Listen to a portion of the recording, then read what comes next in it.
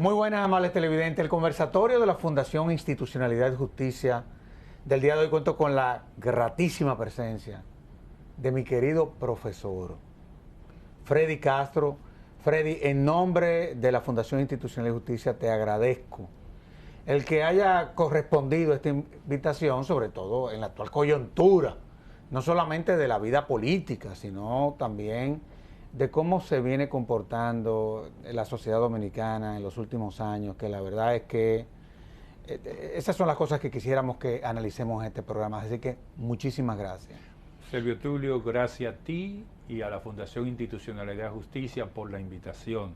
Honrado de estar aquí en esta institución que es un referente nacional e internacional de la construcción del pensamiento democrático en la República Dominicana y del desarrollo del derecho. Creo que se puede hablar, en el caso de Finju, de un antes y un después. Bueno, gracias, Freddy. Bueno, tú eres vicedecano de una de las principales facultades de ciencias jurídicas y políticas que tenemos en el país. Me refiero a nuestra alma mater, la Universidad Autónoma de Santo Domingo. Y tengo que comenzar pasándole un balance al tema de la educación como herramienta de desarrollo, como en fin, como la única forma que tiene el mundo para poderse catapultar. ¿Cómo tú analizas estos altos y bajos que en materia educativa hemos tenido en los últimos años, sobre todo la parte que tiene que ver fundamentalmente con la parte académica, la calidad de la educación en nuestro país? Mira, la educación en la República Dominicana tiene graves problemas en relación, primero, a la necesidad de lograr un currículo pertinente. Así es. Es decir, nosotros tenemos que comprender y analizar que el desarrollo educativo en la República Dominicana pasa por la visión socioeconómica, sociopolítica e institucional de los déficits que tenemos.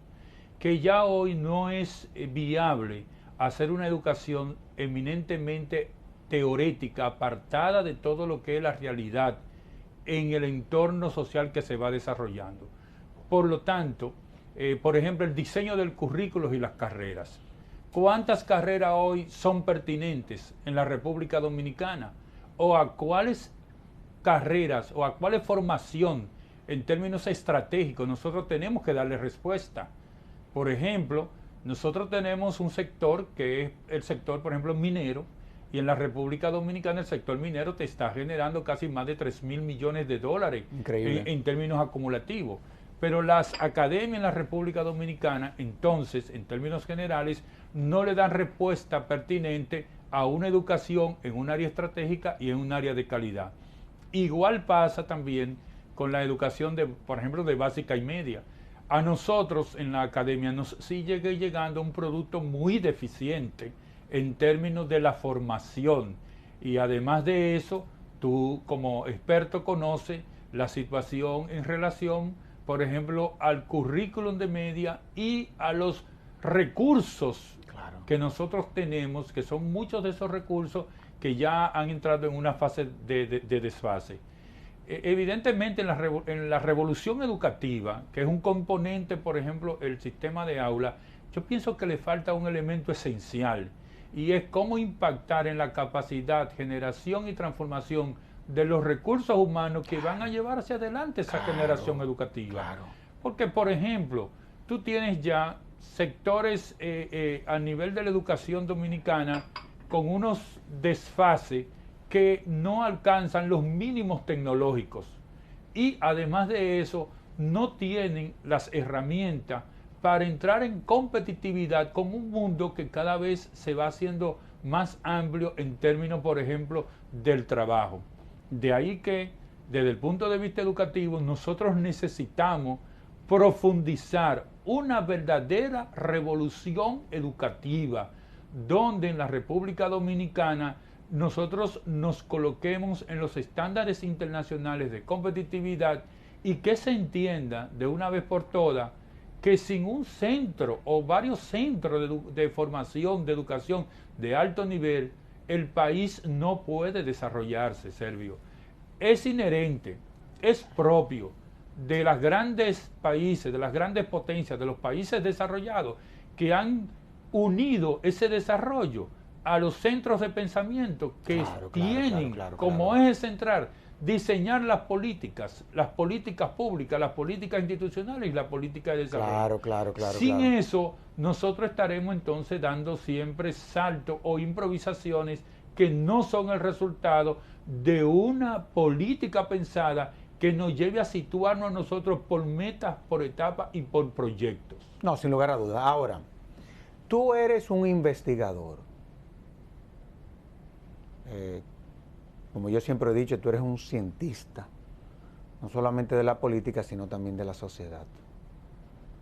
Por ejemplo, nosotros aquí en Finjo, el 28% de nuestro presupuesto va dirigido a la investigación. Eso es fundamental. Y es sobre esa base inclusive que evalúan a su vicepresidente ejecutivo. ¿Cómo están los niveles de investigación en la República Dominicana?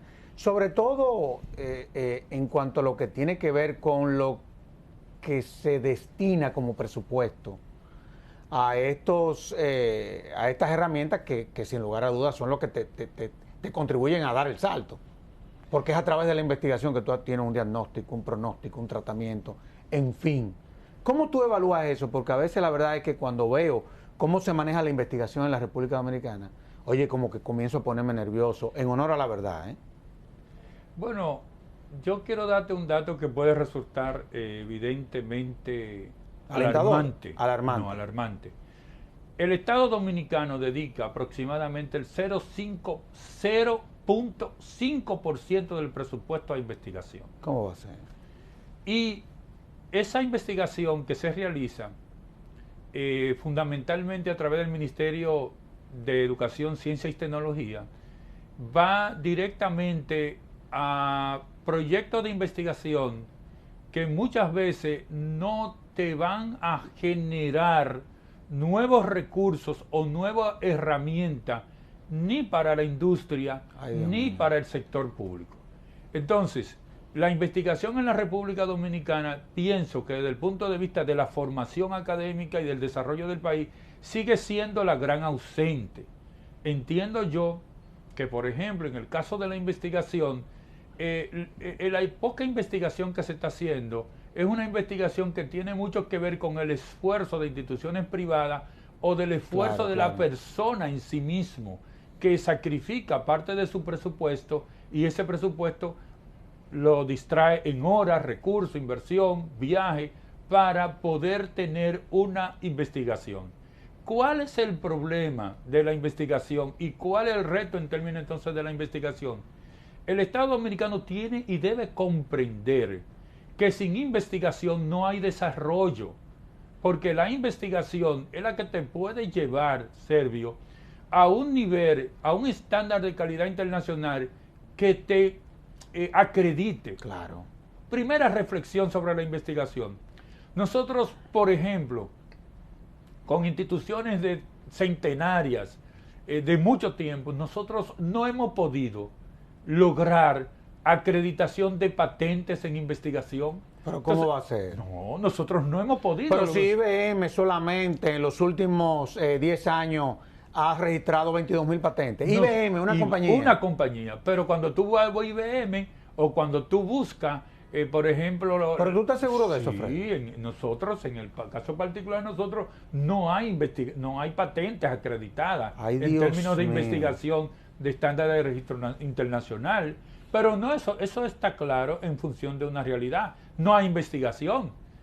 Y las patentes son el resultado de los procesos de investigación. Creo que solamente la UCAMAIMA ha logrado acreditar 1 o 2 patentes.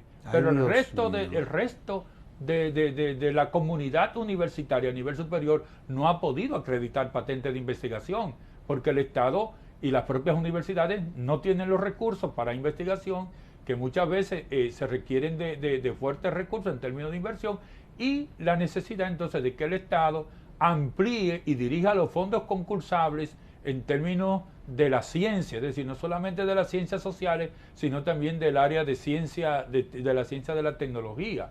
es la realidad que nosotros estamos visualizando en estos momentos. Ahora, déjame preguntarte algo, porque tampoco uno puede tener vocación al martirio, porque a mi juicio yo pienso que esos tiempos pasaron. Aunque muchas veces a uno le da la impresión que seguimos en la Edad Media, pero desde el punto de vista de lo que es la visión global, eso desapareció hace mucho. Nuestros investigadores, porque lo tenemos, tú eres uno de ellos. ¿Qué garantía tienen ustedes en el sentido de que la verdad es que hay que tener una vocación al sacrificio? Esa es la realidad, porque eso no paga. Uno que vive investigando cosas aquí, la verdad es que uno ha resuelto su vida de otra forma que le ha permitido estar aquí investigando. Pero generalmente no es así, no todo el mundo tiene esa oportunidad. Y tengo que ser sincero contigo. Desde el Estado no se han diseñado políticas públicas, no se han diseñado programas que puedan contribuir a nosotros blindar y garantizarle de por vida una serie de condiciones que debe de tener un investigador, como existe en todos los países del mundo, que el Estado lo agarre y lo blinda de una vez y le dice, mira, ponte a investigar, que tú no tienes ningún problema. Y bueno, ya y cuando tú dejes eso, tú vas a contar con un régimen de pensión más o menos, una seguridad social. ¿Qué se ha pensado aquí? Aquí no existe nada que vaya en esa dirección. No. Oye, pero en esto no puede términos de ser. una protección del investigador de parte del Estado, no existe ninguna política pública. Pienso que tenemos que repensar de nuevo ese aspecto. ¿Qué existe aquí en materia del Estado? Aquí lo que existe es un fondo concursable, que es ese 0.5% que te dije del presupuesto, donde los investigadores de las universidades, por ejemplo en el caso de la Universidad Autónoma de Santo Domingo, que es la que más proyectos de investigación acredita, logra, esos investigadores diseñan su proyecto de investigación y una vez terminan, sencillamente regresan, oye qué absurdo, regresan a la docencia, la investigación se queda en las facultades y muchas veces por falta de los recursos necesarios no son ni publicadas esas investigaciones. Simplemente se trabajan y se quedan en un estante ahí esperando que otros investigadores desanden sobre sus propios pasos. ¿Por qué en estos otros países la investigación ha avanzado? Porque hay dos comprensiones básicas. Primero, aquella que viene del Estado, en términos de un régimen de protección, claro. Y segundo, aquella que viene de la empresa en relación a un régimen de innovación y de cambio para generar nuevos productos en la matriz productiva. Pero en la República Dominicana no hay. Entonces, pienso, Servio Tulio, que una de las cuestiones que tenemos pendiente es la necesidad de cara al futuro de modificar la ley que creó el Ministerio de Educación, Ciencia y Tecnología, para que ese ingrediente, ese componente importante, estratégico para nosotros, sea insertado como país para poder desarrollar una comunidad de investigadores, no una comunidad de gente que de alguna manera asume sacrificios loables e entra en privaciones en términos de lo que puede ser una investigación y que posteriormente el Estado no reconozca y no acepte la necesidad de que esas investigaciones son el marco que necesita el Estado Dominicano para lograr un salto hacia adelante. Ahora, tú eres politólogo y eres de los politólogos que mejores discursos tienen en el país porque sabe comunicar las ideas, en fin. Por tu vocación al magisterio, esa es la realidad.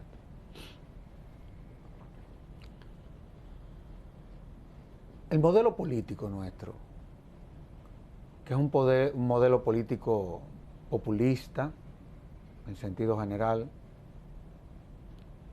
ese fue el que copió, yo diría que casi América Latina entera. Hay algunos países que comienzan a desmontar eso, gracias a Dios, y se comienzan a ver los cambios. Uruguay, Chile. Pero esos niveles de clientelismo también que existen aquí, la verdad es que llaman la atención y probablemente pueda darnos respuesta a algunas inquietudes que yo quiero que tratemos en este programa. Cuando tú analizas el clientelismo, que se dice que somos el país más clientelista, por lo menos de América Latina, tú te encuentras que el clientelismo se sustenta sobre la base de la miseria y la ignorancia. Esas han sido las dos bases del clientelismo.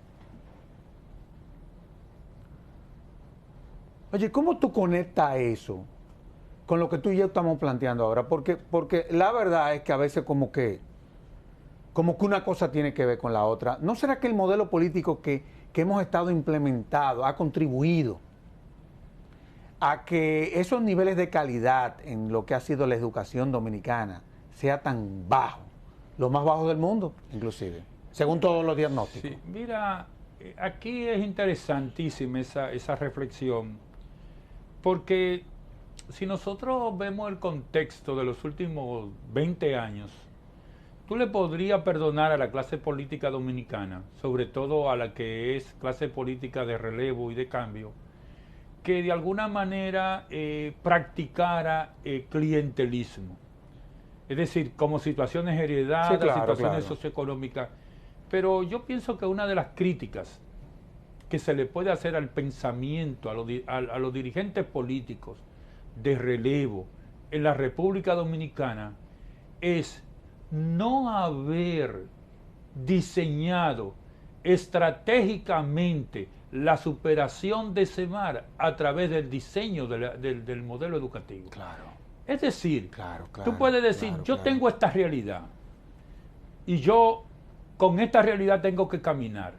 Ahora, 20 o 25 años después, que nosotros no hayamos superado ese nivel de clientelismo, que sea ya una expresión socialmente insignificante, por ejemplo, y que estratégicamente esa clase política no diseñó la transición para la inserción en un mundo global y de cambio, para generar mayor bienestar en la República Dominicana. Yo pienso que esa es una gran crítica en el legado histórico de este modelo y de esta gerencia política.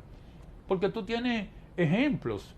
O sea, tú tienes, por ejemplo, lo que fue la dictadura de Pinochet. Claro. Cómo Pinochet, entrando en un régimen antidemocrático que uno de ninguna manera comparte, él entendió que las políticas públicas chilenas que llevaban al desarrollo económico eran importantes y cómo esas políticas públicas también se plasmaron en el nivel educativo.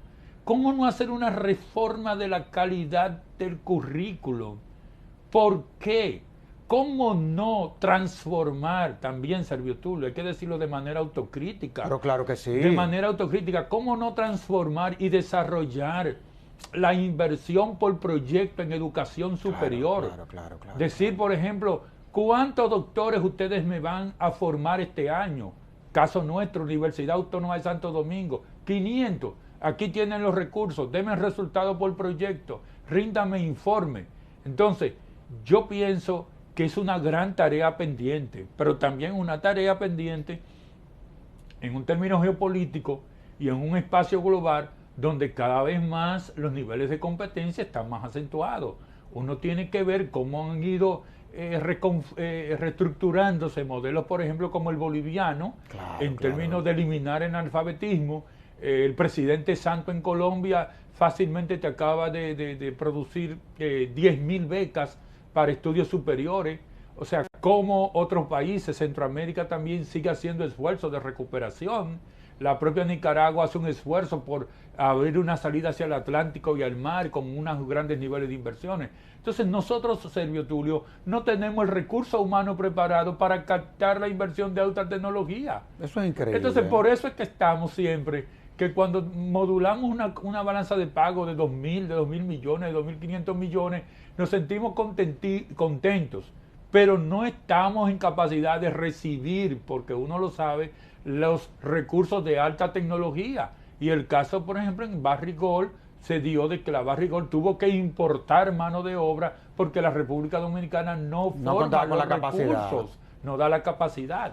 Entonces, esta es una realidad. Ese modelo político tiene que tener cuidado. ¿Por qué? Porque no todo es estático. Y los pueblos y los cambios se acumulan cada 100 años. Como decía el poeta Pablo Neruda, cada 100 años. Mira lo que está pasando a la puerta de Grecia. Mira lo que está pasando en la madre patria. Es verdad que los ciclos de cambio en la República Dominicana son dilatados, pero cuando aquí los ciclos de cambios se acumulan y se generan, este pueblo tiene un nivel de reacción bastante fuerte y pasa factura demasiado dura. No, y la verdad es que estamos haciendo un programa holístico porque tú eres la persona que tiene la capacidad. Y te tengo que aprovechar al máximo. La verdad es que el nivel educativo no solamente te define muchas veces hasta el propio modelo político, sino que también te diseña hasta el propio modelo económico. Es decir, es la calidad de la empleomanía lo que define el modelo económico de cualquier país. Y eso es lo que tú estás planteando. Sin embargo, la verdad es que hay cosas que a uno le cuesta trabajo cuando uno la ve creerla. Yo no sé si tú recuerdas, creo que sí que lo recuerdas, porque hemos estado muy involucrados en estos temas. Cuando se estaba discutiendo, debatiendo la ley de financiamiento de los partidos políticos, una de las razones de esa ley era para fomentar los programas de formación académico al interno de los partidos políticos. Estamos viendo lo que está pasando en la mayoría de los gobiernos locales, que por la baja formación de quienes dirigen esas instituciones, estamos viendo lo que está pasando.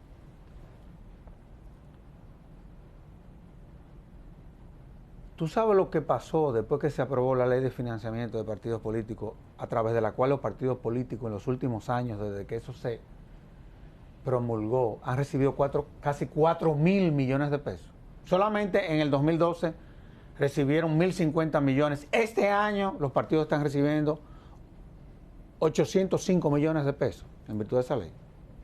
Sí. Que la mayoría de las escuelas de formación política de los partidos desaparecieron. ¿Cómo nosotros, por qué tenemos que ver de qué forma nosotros esta situación como que la real y efectivamente la resolvemos? Mira, nosotros, tú sabes que hemos sido abanderados desde el punto de vista de la necesidad de una ley de partidos políticos. Claro. Hemos hecho lo indecible para que llegue la ley de partidos políticos. Parte de la propia incomprensión del liderazgo político mantiene la ley estancada en el Congreso. Increíble. Pero mi crítica,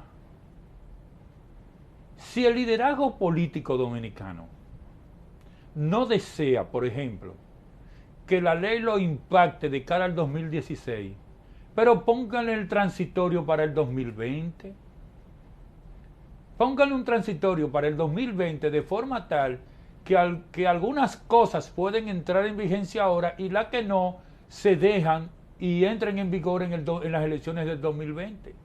Ahora, parte del problema de esa tarea reside, Servio Tulio, en la incomprensión de ese liderazgo en relación a la necesidad de transformar los partidos políticos como instituciones públicas, creíbles. Entonces aquí tenemos dos categorías partidarias. Primero, los partidos pigmes, que yo lo llamo que son partidos microempresas. Sí, son partidos pigmes, 20 y pico de partidos pigmes que tú no lo encuentras ni haciendo opinión, ni haciendo oposición, ni haciendo propuestas. Y que nunca han presentado candidaturas presidenciales. Nunca presentan candidaturas presidenciales. ¿Pero qué? Esos partidos entonces se unen a los tres grandes partidos en términos de la última votación electoral. ¿Cuál experiencia, por ejemplo, yo tengo? Por ejemplo, en noviembre yo estaba en Ecuador. ¿Por qué? Porque los partidos políticos en Ecuador tienen que agotar su presupuesto educativo. Pero claro. Tienen que agotar su presupuesto educativo para que el Consejo Electoral de Ecuador el año que viene no le disminuya la cuota en términos del financiamiento partidario. Entonces, ahí, independientemente, por ejemplo, de la fortaleza que puede tener el presidente Correa, que la tiene, hay partido social cristiano, hay partido socialdemócrata, hay movimientos populares, hay movimientos de izquierda que todos los años realizan su jornada de capacitación. Y yo quiero que tú veas el debate de ese liderazgo político. Entonces, si aquí cerramos las escuelas partidarias, ¿en qué tipo de ciudadano y qué tipo de partido estamos conformando y desarrollando? Nada, el partido de la clientela que está deviniendo, Servio Tulio, ya no ni siquiera en partido, sino en maquinarias electorales. Porque la mayoría de los organismos de todos los partidos en la República Dominicana sencillamente no funcionan, no se reúnen. Y eso es grave, no solamente para los partidos políticos, sino también para la democracia política de la República Dominicana. Podemos generar vacíos que generen entonces reacciones populistas o reacciones de fuerza desde el punto de vista de gobiernos militares, que ni tú ni nadie quieren. Nadie quiere, nadie desea. Eso es lo que trae como consecuencia Pero este es una desorden, consecuencia del desorden que se ha institucionalizado al nivel de los partidos. Ni hablar de los gobiernos municipales como expresión del gobierno local, donde se construye la cercanía entre ciudadanía, derecho y sociedad. No hay, en el caso de la República Dominicana, más de un 30 o un 40% de ayuntamientos que te puedan sencillamente presentar un manejo adecuado de los recursos de la ley que se le asigna. Es por eso que el Poder Ejecutivo siempre ha estado renuente a consignar el 10%, porque los cabildos no han demostrado las políticas que ellos llevan en la parte del territorio en relación al desarrollo.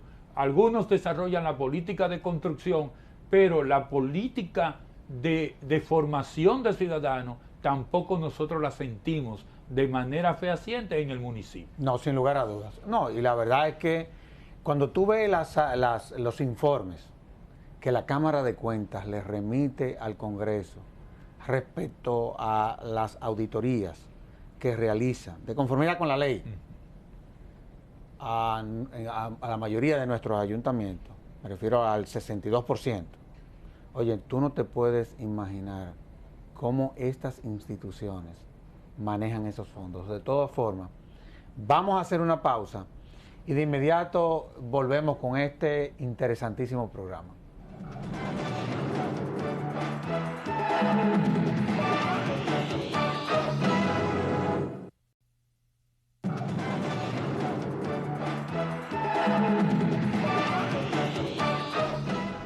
Freddy, la verdad es que cuando uno, tú y yo estamos apostando al éxito del Estado. Claro que sí. Y al éxito de esta sociedad y a que la República Dominicana se catapulte. Aquí lo que estamos tratando es de hacer un diagnóstico para partiendo de ahí definir políticas. Esa es la realidad, que es lo que hacemos tú y yo. Exacto. No hay duda de que si hay una institución, ellos no se lo creen. Yo he llegado a esa conclusión. Pero si hay una institución importante en todo sistema democrático, son los partidos políticos. Oye, para mí son los más importantes. Sin ellos no hay democracia. Definitivamente, y si no hay democracia, es más, hasta desaparece un Estado. Desaparece el Estado. ¿Qué vamos a hacer con estas instituciones? Porque yo sostengo la tesis de que eso no es verdad y que son débiles. Al contrario, lo han invadido todo. Lo que tenemos es que tratar de ver cómo se pueden regular para que las consecuencias no sean funestas. ¿Cómo tú analizas este sistema de partidos que nosotros tenemos? ¿Cómo se comportan los partidos? ¿Cómo tenemos que estar conscientes de que es a través de ellos que hemos desarrollado la democracia en los últimos 60 años? Que es importante que sea a través de los partidos políticos que se llegue al poder, porque no puede haber otra forma que no sea a través de los partidos políticos. Sin embargo, vemos muchas veces cómo estas instituciones se comportan. Como también se comportan otras, pero estamos hablando de los partidos políticos hoy, en día. ¿Cuál es tu evaluación del sistema de partido en la República Dominicana? Mira, el sistema de partido en la República Dominicana contrario a lo que mucha gente puede percibir que es un sistema de partido débil, en crisis, eso no es verdad. No, eso no es verdad. El sistema de partido en la República Dominicana es un sistema sólido, desde el punto de vista de la legitimidad Así es. de los electores. Y eso tú lo buscas en los datos. O sea, aquí los partidos políticos, por ejemplo, en términos electorales, tienen una aceptación del 50, casi del 90%. Cuando tú juntas toda la matrícula de votación, te sube al 90%. Eso es sumamente alto para un sistema político. Es uno de los más altos Es de uno América de los más Latina. altos de América Latina. Y si lo comparamos para que los amables televidentes entiendan, en el caso de los Estados Unidos no hay un presidente que lo hayan elegido con un 60% en los últimos tiempos, ni siquiera el caso, por ejemplo, más reciente de Barack Obama. Ahora, los partidos políticos en la República Dominicana sí tienen que hacer los cambios, pero yo voy a decirte algo sobre lo cual he estado reflexionando. A mí me luce, Servio Tulio, que después de la desaparición del presidente Balaguer, nosotros con las elecciones que vienen vamos al primer cambio generacional de la dirección política del Estado en la República Dominicana. Es decir, ¿qué es lo que nosotros vamos a tener de cara al 2016? Cuando terminen las elecciones del 2016, hay un liderazgo que prácticamente va a concluir ese tránsito político histórico que tiene una presencia en dirigentes que ya han cumplido prácticamente su rol al frente de los partidos políticos. ¿Qué es lo que debemos entonces demandar de los partidos políticos? La participación democrática. No puede haber posposición en términos de los instrumentos democráticos. El Partido de la Liberación Dominicana, una vez haga su tarea de cogencia y elección, tiene que irse a un Congreso democrático de renovación y cambio de toda su dirección en relación a las bases del partido, que ratifiquen el que entienda que está conforme o que lo releve. Y así tiene que ser en el resto de los partidos, porque es la única forma de oxigenarse y de conectar con la ciudadanía de a pie. Hombre de por Dios. Con la ciudadanía de a pie, que es lo que ha hecho Podemos. Podemos lo que ha hecho es conectar con la ciudadanía de a pie.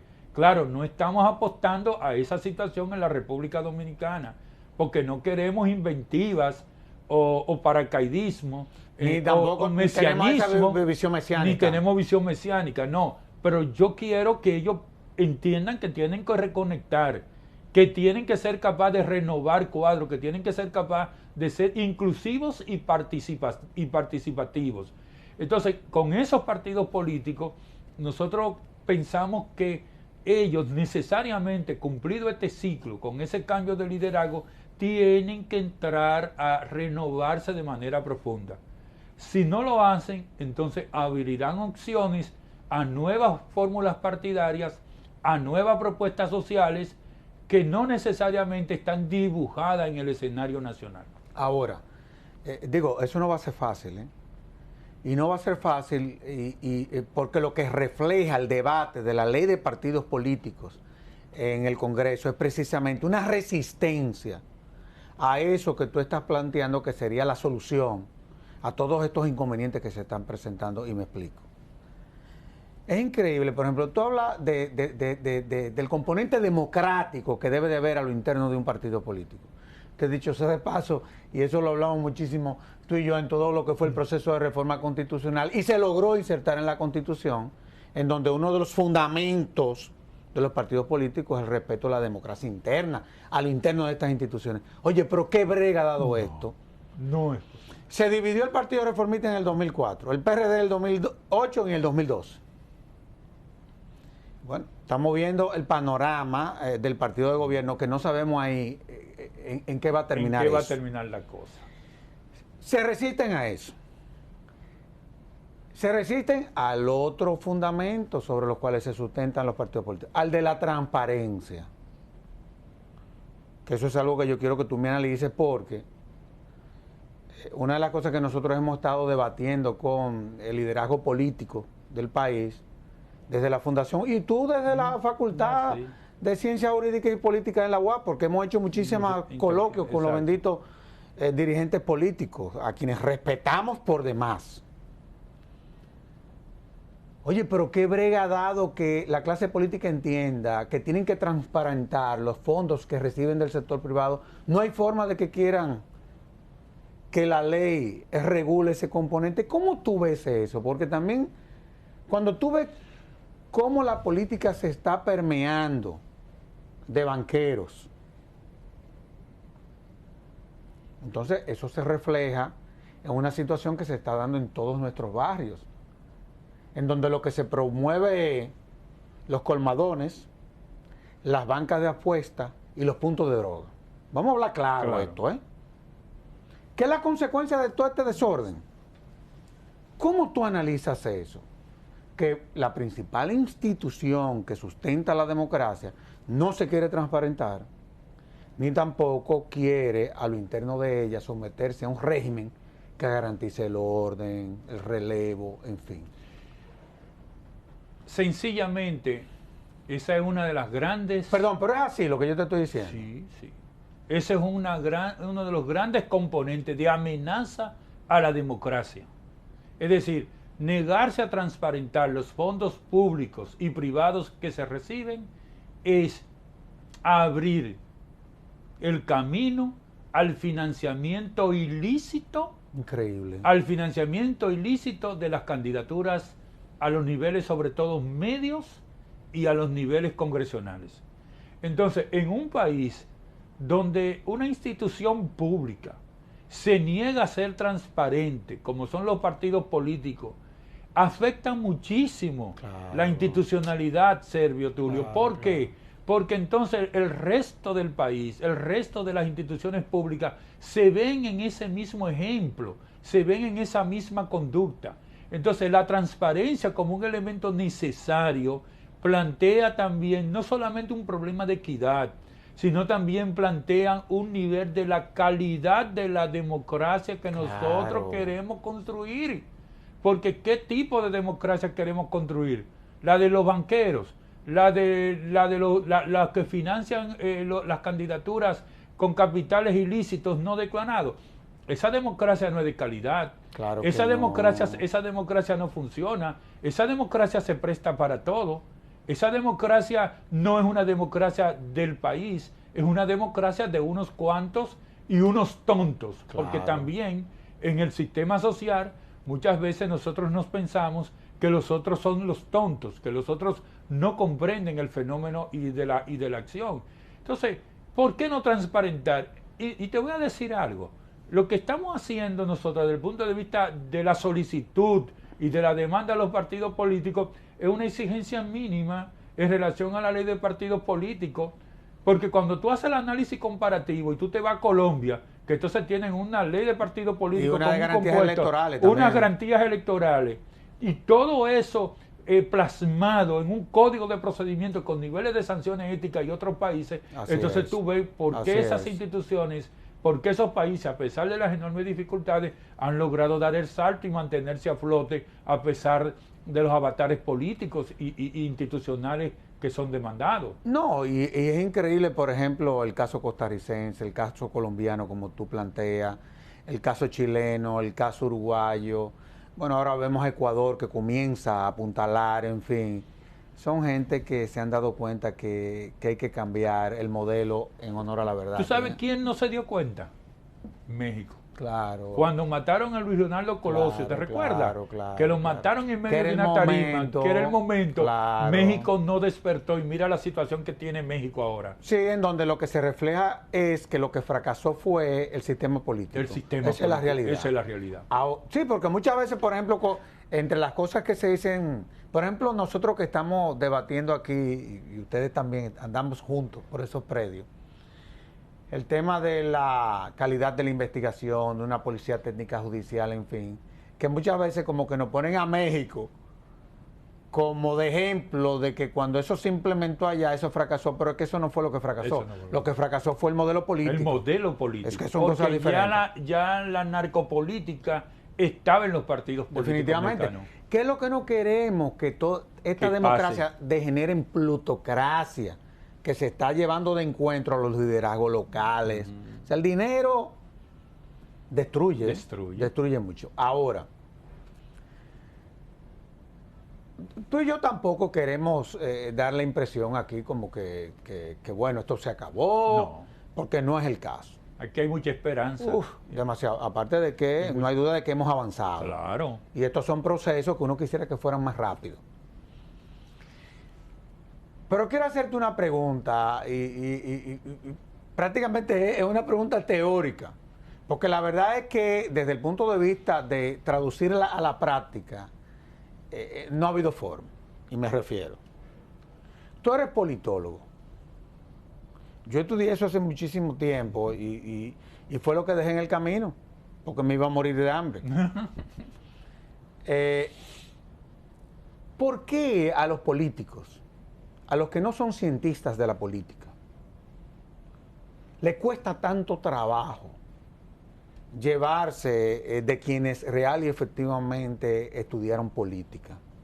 O sea, muchas veces los políticos han decidido buscarse estrategas que muchas veces ni siquiera son politólogos, son mercadólogos. Exacto. Vamos a hablar claro.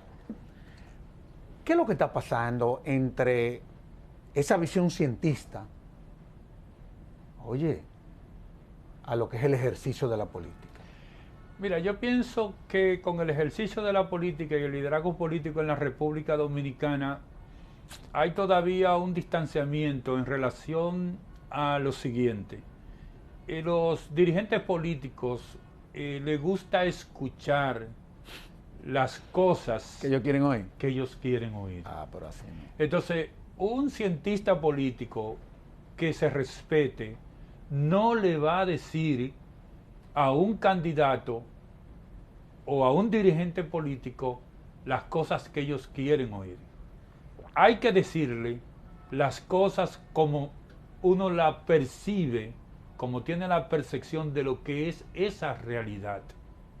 Entonces, por ejemplo, muchas veces uno hace opinión pública y uno siente, porque los dirigentes se acercan y le hacen bendita a uno. Claro. No, que tú planteaste esto, que se planteó lo otro. Digo, sí, pero en el marco del accionar político y de la política pública, uno entiende que esto debe ser lo correcto. Entonces, muchos dirigentes políticos en la República Dominicana todavía no han dado ese salto. Primero, tienen un nivel de incomprensión en relación a comprender que la política es una ciencia. Política es ciencia, es una ciencia social. Así como alguien que no es abogado no domina la técnica del procedimiento, o alguien que no es ingeniero no domina materiales y suelo, el que no es politólogo o no es un cientista social asociado a las otras áreas, por ejemplo, que pueden ser del conocimiento, como la propia sociología, tiene que dejarse asesorar. Entonces, en la República Dominicana eso no sucede. Felizmente, estamos viendo una luz en el camino, porque ya los medios de comunicación, ya los noticiarios especializados, los programas especializados han comprendido la necesidad de abrir esos espacios. Pero todavía, a lo que es el nivel de la clase política, no, porque ellos lo entienden como algo que no es trascendente. Entonces, muchas veces uno se ríe porque traen los expertos, yo muchas veces le digo los expertólogos, y los ponen en camisa de 11 varas y terminan gastándose un dineral con resultados fallidos, con resultados que se veían previsibles, que con lo que están haciendo como práctica política no van a tener resultados positivos. Esa es la realidad que nosotros estamos viviendo, pero hay que decir que ya se siente un ablandamiento, se siente un acercamiento, ya algunos líderes políticos consultan, mandan a buscar, pero es un espacio que todavía hay que seguir ganando. Yo no sé, pero yo no sé si tú pudiésemos coincidir en esto. Pero yo creo que la política, como el conocimiento también, le está faltando volver al principio. Yo creo que vamos a tener que volver a Platón, a Aristóteles, a Pareto, con su obra El equilibrio de las élites, y dejarnos de estarnos concentrando, por ejemplo, en obras que lo que hacen es que le limitan la mente a quienes muchas veces la leen creyendo que con eso van a resolver el problema de que como las 48 leyes del poder, la que si yo qué cosa. Le está faltando volver al principio, le está faltando... la filosofía se presentan algunas situaciones, porque la filosofía no tiene como finalidad convencer a nadie, sino lo que tiene es a buscar la verdad. La verdad. Y la esencia de las cosas. No tendremos que volver a la filosofía. Sí, es que yo lo digo a mis estudiantes. No, es que la política no puede ser comprendida sin el dominio de la filosofía. Es que la filosofía es lo que te da la racionalidad de la interpretación. No hay duda. Y no quiero ser muy académico, pero que pudiéramos decir la racionalidad de la interpretación lógica. La lógica. Y te ayuda a construir y desarrollar el pensamiento. Entonces, cuando tú acompañas el conocimiento filosófico con el conocimiento político, es lo que te lleva a esa racionalidad política, donde en el escenario político nacional, entonces tú dices, pero es que era tan fácil entender eso, ¿y por qué no lo entendieron? ¿Y por qué no lo comprendieron? ¿Y por qué no entendieron que tenían que cohabitar?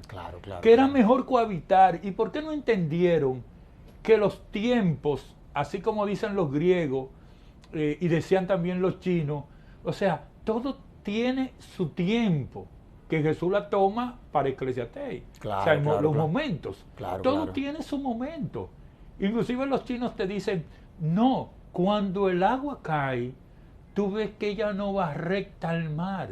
Ella va buscando los espacios y haciendo los zigzags para conformar la naturaleza y el lindo dibujo del quehacer. Entonces, aquí, fíjate que uno de los problemas históricos que tuvo el Partido Revolucionario Dominicano, cuando la existencia de Peña Gómez y de Jacobo Magluta, fue sencillamente una cuestión de esperar el momentum, que era entonces lo que dicen grandes politólogos, que tú tienes que aprender a actuar sobre la coyuntura. Cuando llega la coyuntura política, tú tienes que actuar y actuar de manera inteligente. Qué bueno que nosotros estemos terminando el programa con esa reflexión que tú haces, porque la verdad, sobre todo me gustó la de los ríos, cómo sin lugar a dudas tienen que ir buscando espacio a los fines de inclusive modular el propio poder que contienen las aguas. Imagínate tú que un río desemboque de manera directa, va a crear permanentemente un tsunami. Eso es lo que no quisiéramos que pase con el ejercicio de la política en la República Dominicana. Es un país en donde, yo lo he dicho muchas veces, no basta tener la razón, sino que es importante no perder el juicio. De todos modos, profesor, en nombre de la Fundación Institucionalidad y Justicia, la verdad es que fue un lujo tenerte en este espacio. Tus reflexiones, hiciste un excelentísimo programa. Este programa es una verdadera herramienta de educación, que era lo que yo quería y creo que lo logré con tus exposiciones. Así que en nombre de la FINJUS, gracias por haber correspondido en esta ocasión al llamado de la Fundación. Bueno, muchísimas gracias y siempre a vuestra disposición. Así es. Y a ustedes, amables televidentes, les decimos hasta la próxima, en donde estaremos en un nuevo conversatorio de la Fundación Institucionalidad y Justicia. Hasta entonces.